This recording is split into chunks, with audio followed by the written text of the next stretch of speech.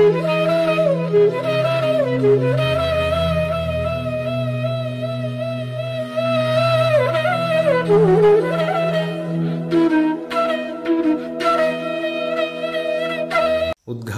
योगकलया हृदयाब्जकोशं धन्यैश्चिरादपि यथा रुचि गृह्यमाणः यः प्रस्फुरत्यविरतं परिपूर्णरूपः श्रेयः समे दिशतु शाश्वतिकं मुकुन्दः। श्रुतिस्मृतिपुराणानाम् आलयं करुणालयं नमामि भगवत्पादशङ्करं लोकशङ्करम्। मद्रपुरीस्थ संस्कृतकलाशालायाम् अद्य प्रभृति त्रयी नामकः कश्चन कार्यक्रमः समायोजितः अस्ति। अत्र च प्रथमतः अद्य श्वः च न्यायकुसुमाञ्जलि ग्रन्थमधिकृत्य प्राचीनन्यायशास्त्रार्थविचारसङ्गोष्ठी प्रचाल्यमाना वर्तते।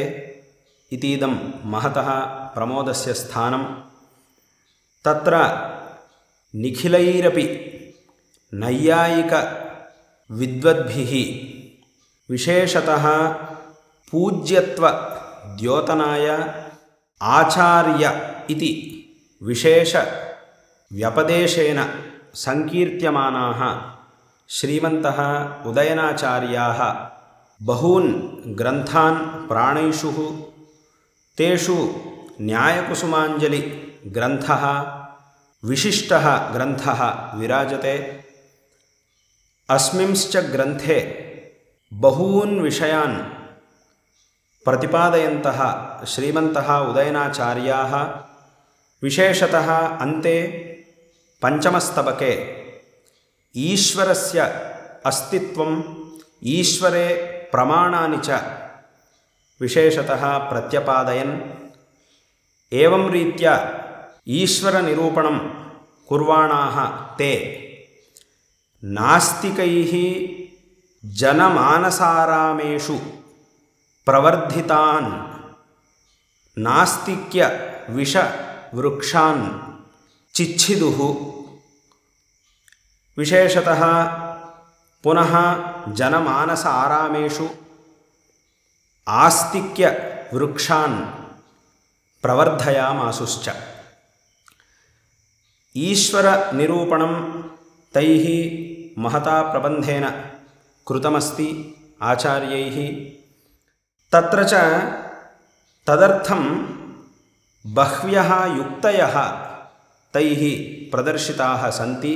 युक्तिकुठारेण तैः नास्तिक्यवृक्षाणां छेदनं कृतमस्ति।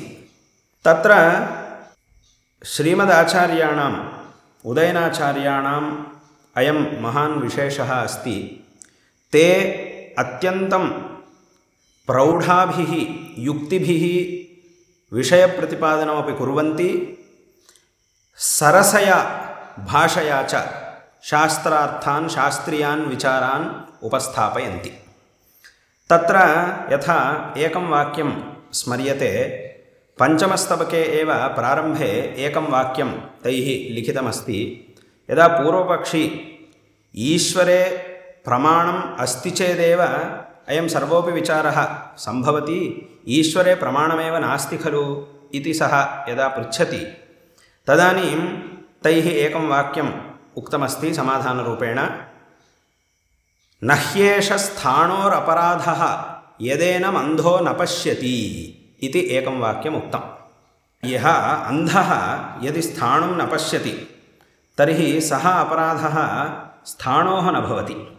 अत्र अर्थद्वयं विवक्षितमस्ति। स्थाणुः इत्युक्ते ईश्वरः भगवान् इत्यप्यर्थः आगच्छति। अन्धः इत्युक्ते नास्तिकः, अज्ञानेन आवृतचक्षुः नास्तिकः अपि अत्र विवक्षितः अस्ति। एतादृशरीत्या सरसानि वाक्यानि विलिख्य तैः उदयनाचार्यैः बहवः विषयाः प्रतिपादिताः सन्ति। तान् वयं सर्वेपि नैयायिकाः आचार्याः इति कीर्तयामः। तत्र आचार्यः लोके किं करोति इत्युक्ते शिष्याणां शिक्षणं विदधाति, शिष्यान् प्रति बहून् विषयान् उपदिशति, वाक्यैः स्व आचारेण च शिष्यान् बहून् विषयान् उपदिशति। तत्रापि अत्यन्तं प्रशस्तान् विषयान् शिष्यान् प्रति आचार्यः उपदिशति। एवमेव उदयनाचार्यैः बहवः विषयास्तु शास्त्रीयाः बहवः विचारास्तु प्रतिपादिता एव। एवमेव तैः अयमेकः अत्यन्तम् उत्तमः विषयः अस्य ग्रन्थस्य अन्ते प्रतिपादितः अस्ति। अनेन अस्माभिः किम् अवगन्तव्यम्? अस्माकं सनातनधर्मे एतद्धर्मानुयायिनां कीदृशः संस्कारः भवति, कीदृशः संस्कारः अस्मत्पूर्वजैः अस्मभ्यं प्रदत्तः अस्ति इत्ययं विषयः उदयनाचार्याणां वाक्येन अस्माभिः ज्ञातुं शक्यते। कथम् इत्युक्ते तत्र अन्ते उदयनाचार्याः अस्य ग्रन्थस्य वदन्ति, तैः उक्तरीत्या बहुभिः प्रमाणैः ईश्वरसाधनं कृतं, कृत्वा च अन्ते ते एवम् अवदन्, मया बहुभिः युक्तिभिः ईश्वरस्य साधनं कृतमस्ति, निरूपणं कृतमस्ति, कृतेप्येवं महता प्रबन्धेन ईश्वरस्य निरूपणे कृतेपि येषां नास्तिकानां हृदये विद्यमानं तमः अज्ञानरूपं तमः नापगच्छति, तानपि हे भगवन् त्वमेव रक्षा इति ते प्रार्थनां कुर्वन्ति अन्ते।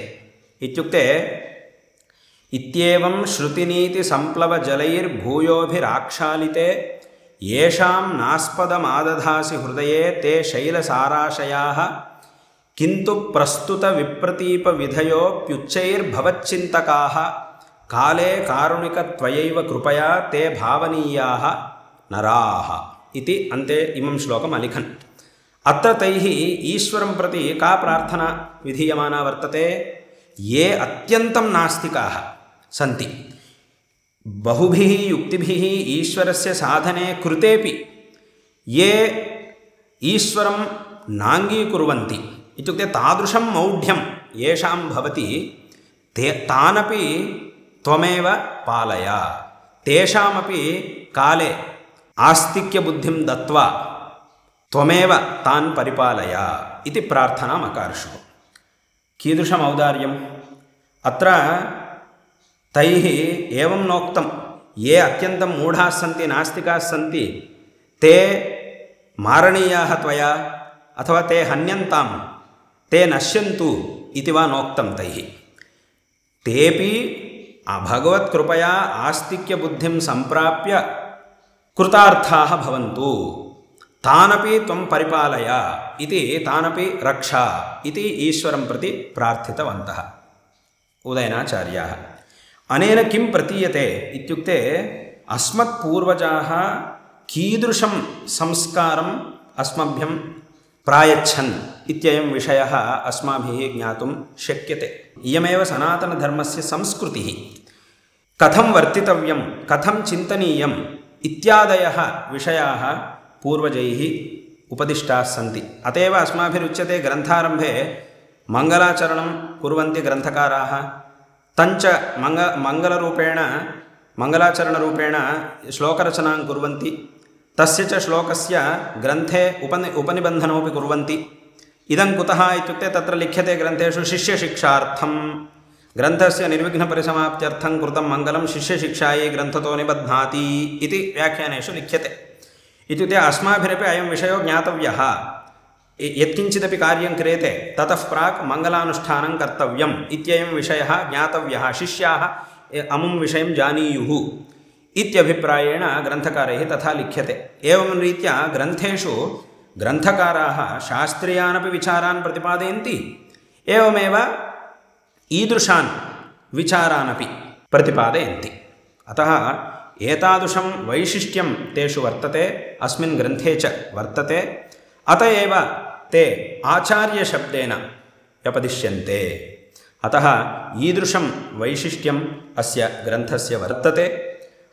आचार्याः इमं ग्रन्थं विलिख्य अत्र नास्तिकान् निराकृत्य ईश्वरस्य अस्तित्वं संसाध्य कृतम् इदं कार्यं कुसुमाञ्जलिरूपेण विभाव्य ईश्वरस्य पादारविन्दयोः समर्पिपन् अत एव अस्य ग्रन्थस्य न्यायकुसुमाञ्जलिः इति अन्वर्थनामापि सङ्गच्छते।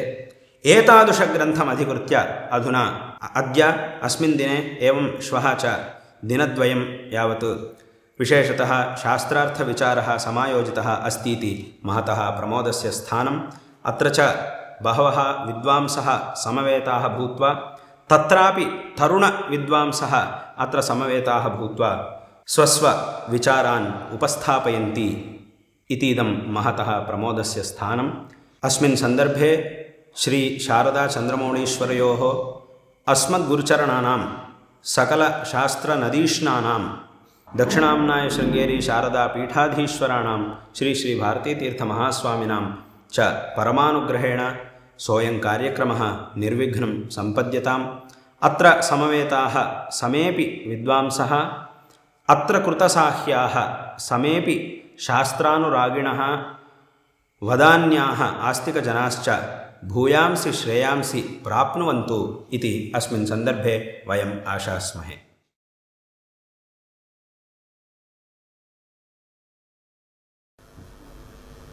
श्रुतं मे गोपाय इति वेदवचनेन इदं ज्ञायते यत् श्रीचरणानाम् अनुग्रहवचनेन वयं सर्वे पवित्रभूताः स्मः इति। श्रीचरणानां वैदुष्यं कथं वर्तते इति सामान्यरूपेण कुसुमाञ्जलिग्रन्थ परिचयरूपेण तेषां वैदुष्यं कथमस्ति इति ज्ञायते।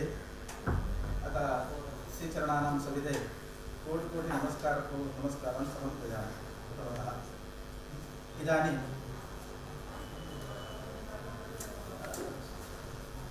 अध्यक्षवर्याः एवं युववाचकछात्राः सर्वेषां सविधे प्रार्थयामि मञ्चमलङ्कारं कुर्वन्तु।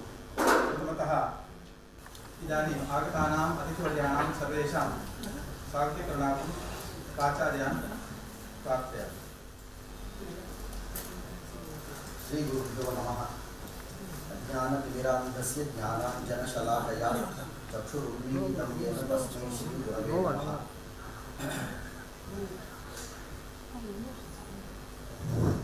आगतेभ्यः सर्वेभ्यः विद्वद्भ्यः प्रथमं मम नमांसि निवेदयामि।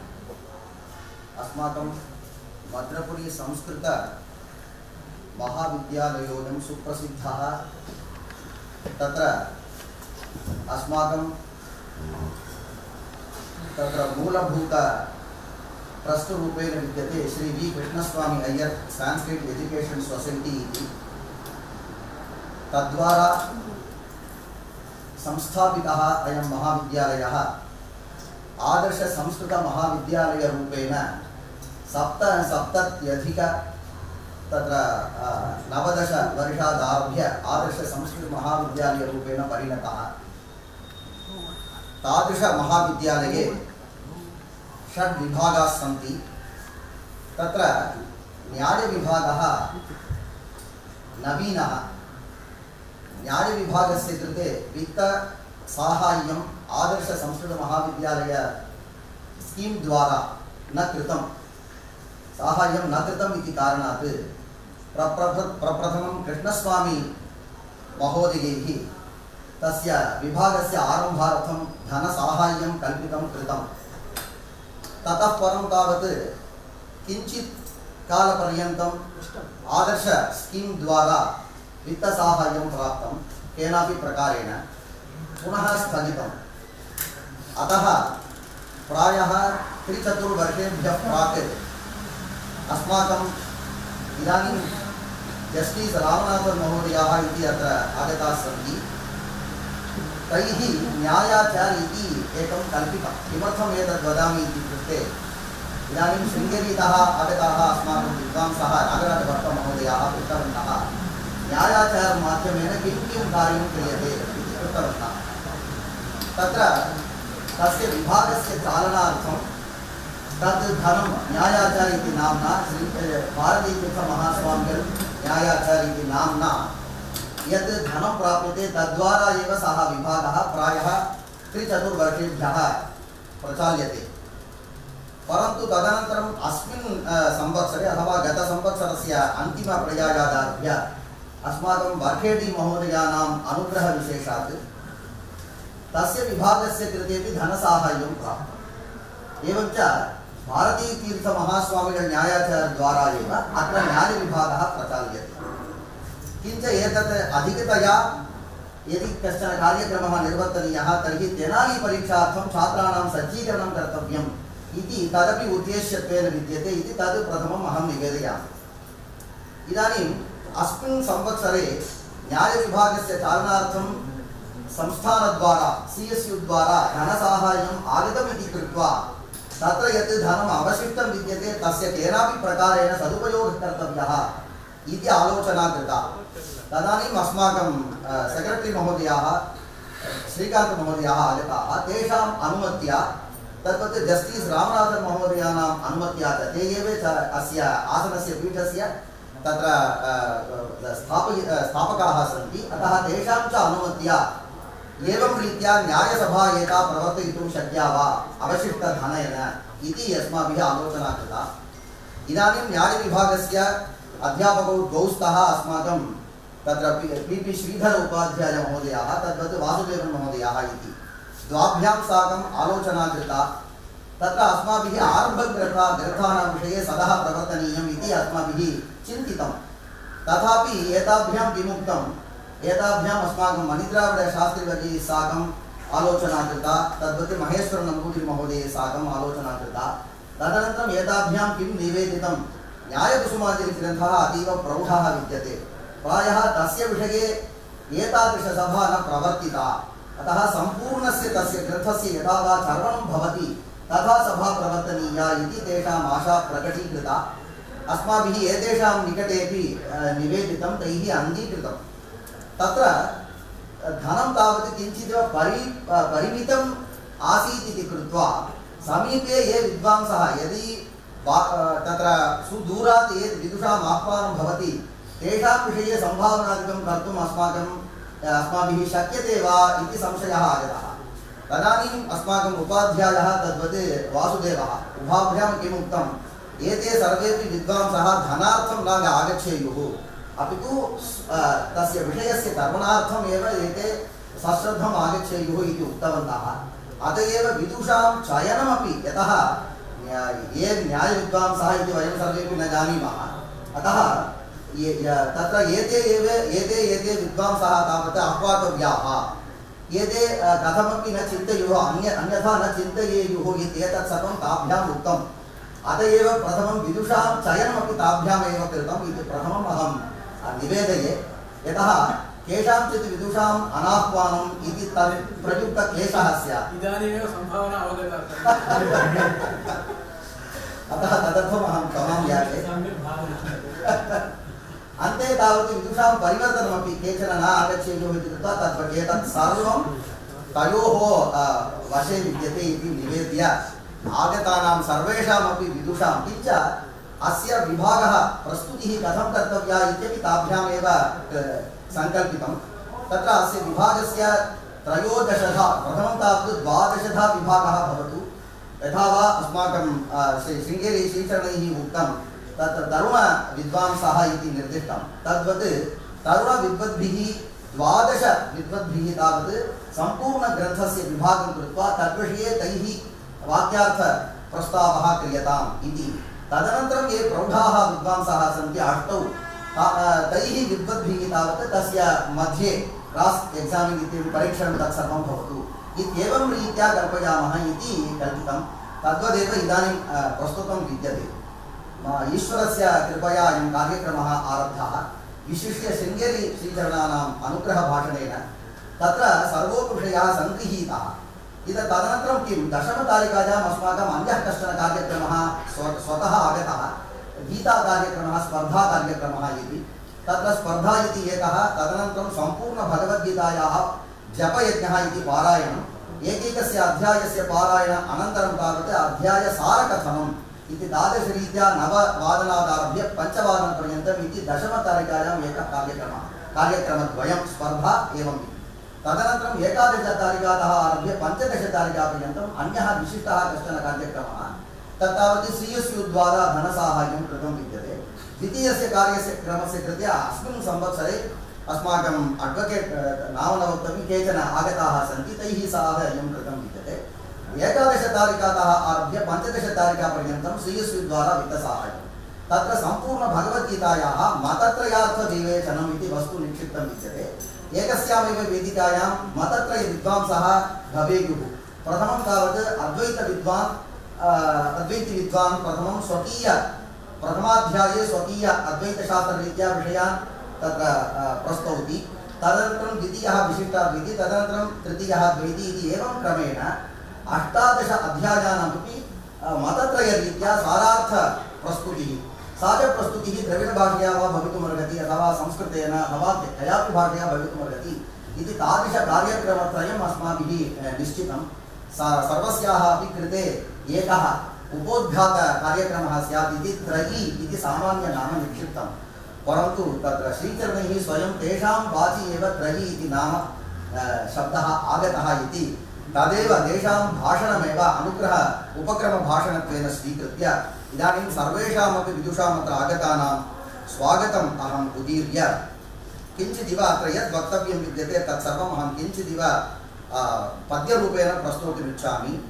सर्वं तैः उक्तम् आचार्येति पदं यदीयविषये विद्वद्वरैः प्रस्तुतं यस्येयं कृतिः ईशसाधनविधौ व्यग्रोन्मुखी कल्पिता तं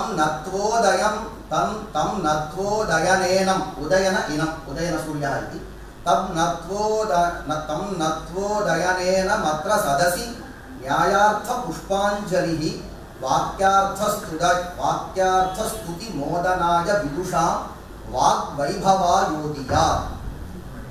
आचार्येति पदं यदीयविषये विद्वद्वरैः प्रस्तुतम् इति श्रीचरणैः उक्तम्। आचार्येति नाम 12 शतके तान् उद्दिश्य एव तत्पदं प्रयुक्तं बहुभिः विद्वद्भिः इति। किञ्च अत्र देवनाथं महोदयः अपि स्वकीयग्रन्थप्रकाशनप्राक्कथने सर्वं विशेषरूपेण प्रस्तुतं विद्यते। यस्येयं कृतिरीशसाधनविधौ व्यग्रोन्मुखी कल्पिता तदेव मुख्यं लक्ष्यम् इति श्रीचरणैः उक्तं।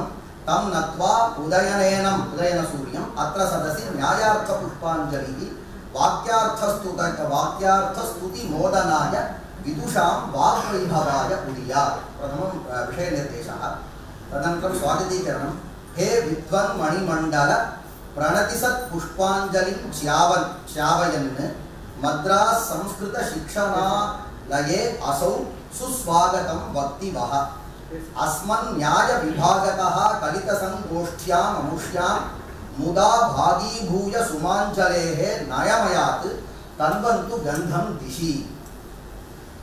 हे विद्वन्मणिमण्डल विद्वद्भ्यः निवेद्यते प्रणतिसत्पुष्पाञ्जलिं च्यावन् प्रणतिपूर्वकं मद्रास् संस्कृतशिक्षणालये अस्मिन् स्थाने असौ आचार्यः सुस्वागतं वक्तिवः। अस्मन्न्यायविभागतः न्यायविभागस्य पक्षतः एव अयं कार्यक्रमः निर्वर्त्यते। अस्मन्न्यायविभागतः कलितसङ्गोष्ठ्याम् अमुष्यां मुदा भागीभूय सुमाञ्जलेः न्यायसुमाञ्जलेः नयमयात् तन्वन्तु गन्धं दिशि इति प्रार्थना। आचार्योदयनोदितं गहनकार्थन्यायपुष्पाञ्जलिं ग्रन्थं वस्तु समं 13 भिदा भित्वा युवभ्यः अर्पितं। प्रथमं तावत् 8 वृद्धविद्वांसः इति सङ्कल्पितं, तदनन्तरं तावत् आगमन अनागमनवशात् तत्र किञ्चित् परिवर्तनं कृतम्। अतः आचार्योदयनोदितं गहनकार्थन्यायपुष्पाञ्जलिं ग्रन्थं वस्तु समं सम्पूर्णं ग्रन्थं 13 भिदा भित्वा 13 भिदा इति एकवचनं तत्र सहनीयं विद्यते। 13 भिदा भित्वा विद्वद्भ्यः अर्पितं। तत्पूर्वं सर्वैः निवेदितं विद्वद्भिः युवभिः विचारितनयं 7 प्रगल्भाः बुधाः। विद्वद्भिः युवभिः यः नयः विचारितः तत्र तदधिकृत्य 7 प्रगल्भाः बुधाः मध्ये मध्ये उदीर्य पुष्पसुरभिं दिग्दिक्षु तन्वन्तु शम् इति तत्र प्रार्थना। आचार्योदयनोदितं गहनकार्थानु न्यायपुष्पाञ्जलिं ग्रन्थं वस्तुतमं त्रयोदशभिधा विद्वा युगभ्योर्पितं विद्वद्भिः युगभिर्विचारितनयं सप्त प्रगल्भा बुधाः मध्ये मध्ये उदीर्य पुष्पसुरभिं दिक्दिक्षु तन्वन्तुषम्। तदनन्तरं ये अत्र आगताः तेषां विशिष्य स्वागतीकरणार्थं राजन् द्राविड देवनाथ हरिदासैर्नागराजैर्बुधैः वृद्धैः वेङ्कटसत्यनारसहितैः अध्यक्षकैः मण्डिते कुलकर्णी विठलार्यवादि शशिनः नीलो नवीनो नरः टेंसे देशिक राघवेन्द्र सतिगेर् देवो गणो भाषिणः। एते सर्वेपि अत्र भाषितारः सन्ति इति राजन् अस्माकं चार्मन् महोदयाः तेषां स्वागतीकरणे आनन्दम् अनुभवामि। अस्माकं राजन् महोदयाः द्राविड मणिद्राविडशास्त्रिणः देवनाथ के देवनाथन् महोदयाः हरिदासाचार्याः श्वः आगमिष्यन्ति। इदानीं तत्र यान असौकर्यवशात् नागतवन्तः। नागराजैः अस्माकं शृङ्गेरितः आगताः सन्ति नागराजभट्टाः बुधैः वृद्धैः वेङ्कट इदानीं तावत् रुचिरवेङ्कटेशाचार्यः वेङ्कट सत्यनार तत्र सत्यनारायणाचार्यः नार इति एकदेशः गृहीतः स सत्यनारसहितैः अध्यक्षकैः आपोनारः इति प्रोक्तः इति जनसमूहः नारसहितैः अध्यक्षकैः एते एव अत्र अध्यक्षाः भवेयुः।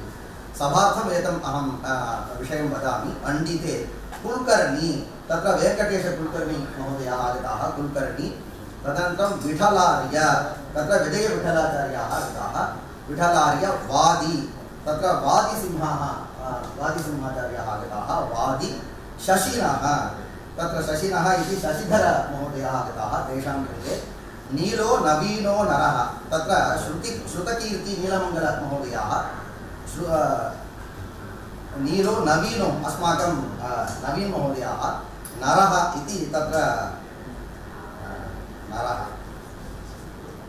नरः इति डॉक्टर टी.के. नरसिंहमहोदयः नवीनो नरः टेंसे दत्तानुभव टेंसे महोदयः देशिक गोपालदेशिकमहोदयः तदनन्तरं राघवेन्द्र इति राघवेन्द्र पी अरोली महोदयः राघवेन्द्र सतिगेर् तत्र वासुदेवाचार्य सतिगेरी इति तत्र वृत्तार्थं किञ्चित् परिणतं सतिगेर् देवं महोदयः गणो भाषिणः रङ्गनाथ गणाचारी इति एते सर्वेपि तत्र भाषिणः भवेयुः इति सामान्यतया निर्देशः। राजन् द्राविड देवनाथ हरिदासैर्नागराजैर्बुधैः वृद्धैर्वेङ्कटसत्यनारसहितैरध्यक्षकैः मण्डिते कुलकर्णी विठलार्य वादिशशिनः नीलो नवीनो नरः टेंसे देशिक राघवेन्द्र सतिगेर् देवो गणो भाषिणः।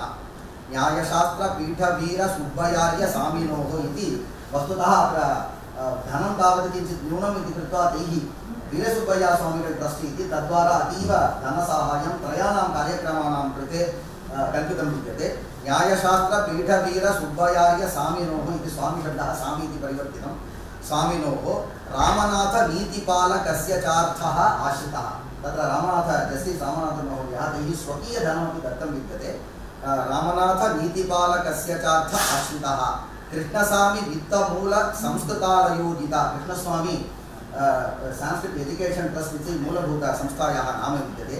कृष्णस्वामी वित्तमूल संस्कृतालयोजिता न्यायशास्त्र सत्सभेय मातृका बुधाग्रगैः इति निवेद्य सर्वेषां पुनः पुनः स्वागतं निवेद्य भवतां सर्वेषाम् आगमनेन वाग्विलासेन च अस्य महाविद्यालयस्य तत्र पवित्रता इतोपि वर्धिता भवेत् इति निवेद्य अन्ये ये अस्माकम् अध्यापकाः आगताः अन्येपि ये प्रेक्षकाः आगताः तत्र धनसाहाय्यं कृतवन्तः ये ते तद्वत् अस्माकं निर्वाहक समितिपक्षतः आगताः ये सन्ति छात्राश्च तेभ्यः सर्वेभ्यः अपि स्वागतं निवेद्य विशिष्य एतादृशरीत्या अस्य कार्यक्रमस्य चालनं कर्तव्यम् इति सङ्कल्पितवद्भ्यः वासुदेव तद्वत् उपाध्यायमहोदयेभ्यः अपि साह्लादं स्वागतं निवेद्य विरमामि। नमस्ते।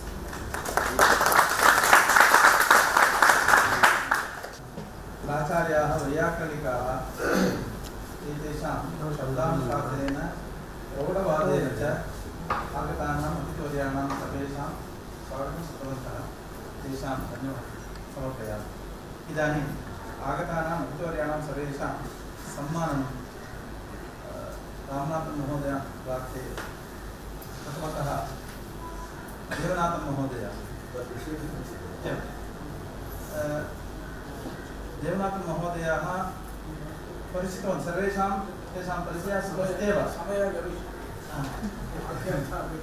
क्षणमेव एते ज्ञानकर्मसमुच्चयवादिनः यतोहि लौकिकक्षेत्रे स्थित्वा अधिकं कार्यं कृतवन्तः बहुधा कार्य आविष्करणं कृतवन्तः इति च अपि च ज्ञानक्षेत्रे इदानीन्तनसमयेपि तथा कार्यं कुर्वन्तः सन्ति अतः ज्ञानकर्मसमुच्चयवादिनः वेदान्तदेशिकाः आधुनिकवेदान्तदेशिकाः देवनाथन महोदयः इदानीं नागराज भट्ट महोदयः एते तावत् शृङ्गेरीमठीय आस्थानविद्वान् अपि च भारतीतीर्थश्रीचरणानां वत्सलशिष्याः एवं सुवर्णाङ्गुलीकेन सन्मानिताः सन्ति आचार्यमहोदयाः अनन्तरं मणिद्राविड महोदयाः एते तावत् यस्य कस्यापि सविधे पृष्टं चेत् परिचयः नास्ति इति न वदन्त्येव एतेषां महामहोपाध्यायादि उपाधिः बहवः सन्ति परन्तु एतेषां वैदुष्येनैव उपाधीनाम् उपाधित्वं न केनाचित्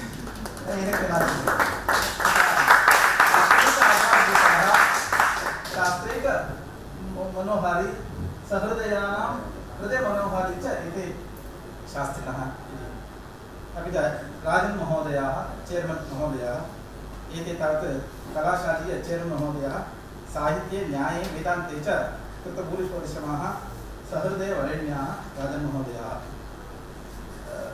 रुचिराचार्याः एतेषां परिचयस्य बहवः सन्ति न्यूनमेव उच्यते मया एते इत्युक्ते एतेषां गुरवः अध्यापकाः के इत्युच्यते चेत् पितृपादाः एव पितृपादानां सविधे बाडकर्षिणाचार्याणां सविधे एव सर्वमपि द्वैतवेदान्तशास्त्र अध्ययनं कृतवन्तः एवं न्यायशास्त्रं सर्वमपि अधीतवन्तः तेषां विषये वक्तव्यं चेत् समयः अतीतः भवति इति कृत्वा इति सहृदयाः गणपर्याये अत्र आगत्य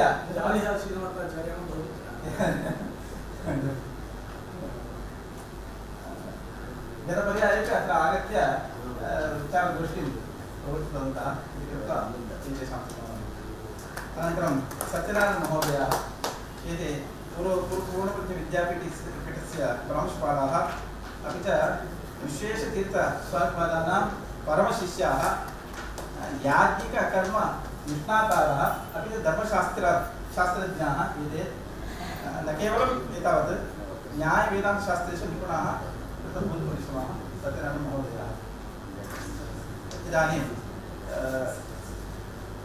मूलविद्वांसः विजयविठ्ठलाचार्यः सत्यधर्मतीर्थविद्यापीठस्य बळेनरसीपुर मध्ये स्थितस्य विद्यापीठस्य अध्यापकः न्यायशास्त्रं मीमांसां च देवदत्तपाटिलमहोदयानां सविधे ते अधीतवन्तः न्यायशास्त्रे तेनाली परीक्षापि दत्तवन्तः एते विजयविठ्ठलमहोदयाः अनन्तरं श्रुतकीर्ति नीलमङ्गल पूर्णप्रज्ञविद्यापीठात् काव्यादिपाठं कृत्वा विजयविठ्ठलाचार्याणां सविधे विजयविठ्ठलाचार्याः अत्रैव सन्ति अत्रैव सन्ति अपि च तेषां सविधे न्यायशास्त्रम् अधीत्य तेनाल्यां परीक्षापि दत्तवन्तः तेषां शाला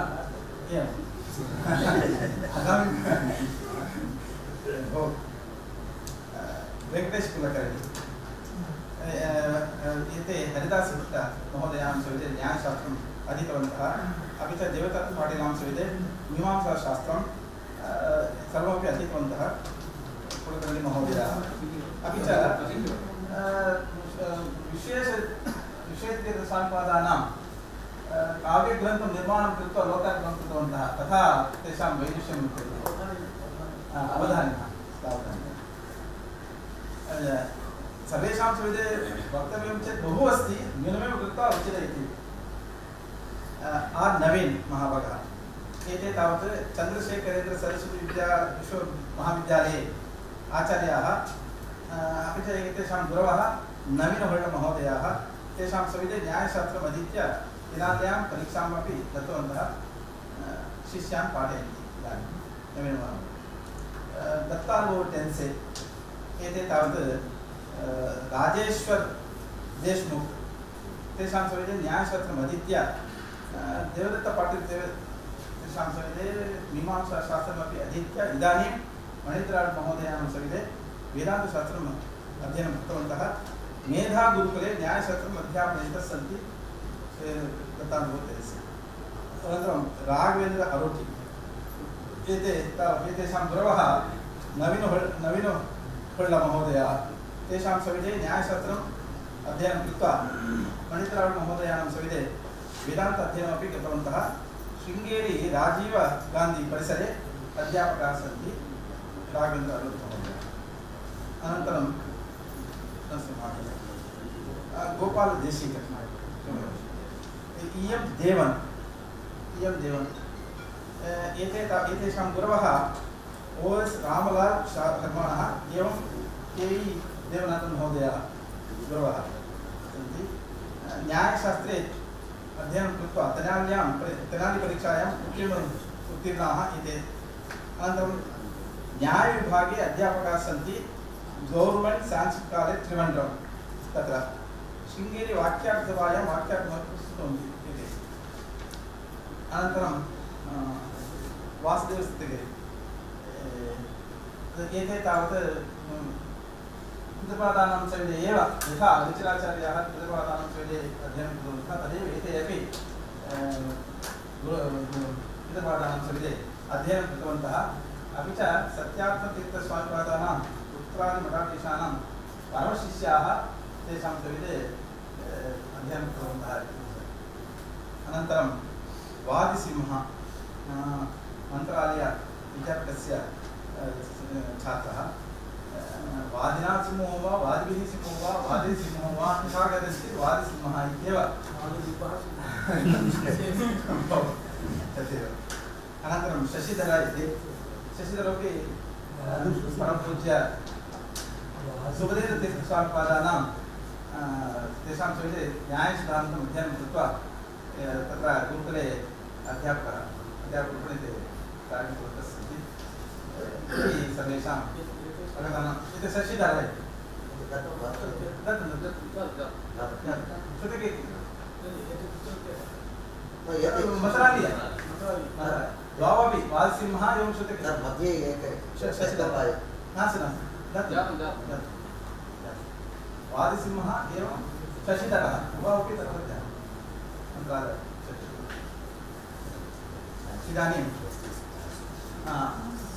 इदानीं मम कृतज्ञता अस्ति जस्टिस् रामनाथन् महोदयां सविधे यतोहि दाता भवति वा न वा इति अतः तेषां यत् सम्पादितमस्ति तद् रक्षितं यतोहि त्यागेनैव हि रक्षणम् इति एतादृशज्ञानकार्यार्थमेव तेषां धनविनियोगः क्रियते कृतमपि च पूर्वमपि कृतम् इदानीमपि क्रियते भविष्यत् क्रियते इति स्वीकृत्वा तेषां महान् धन्यवादः तत्रापि अस्माकं कलाशालीय सेक्रेटरी महोदयाः तेषां तेन विना किमपि न चलते इति कृत्वा तथा तेषां व्यवहारः तेषां वचने एव सर्वं साधितमस्ति इति कृत्वा तेषामपि धन्यवादः इदानीं साक्षात् विचारः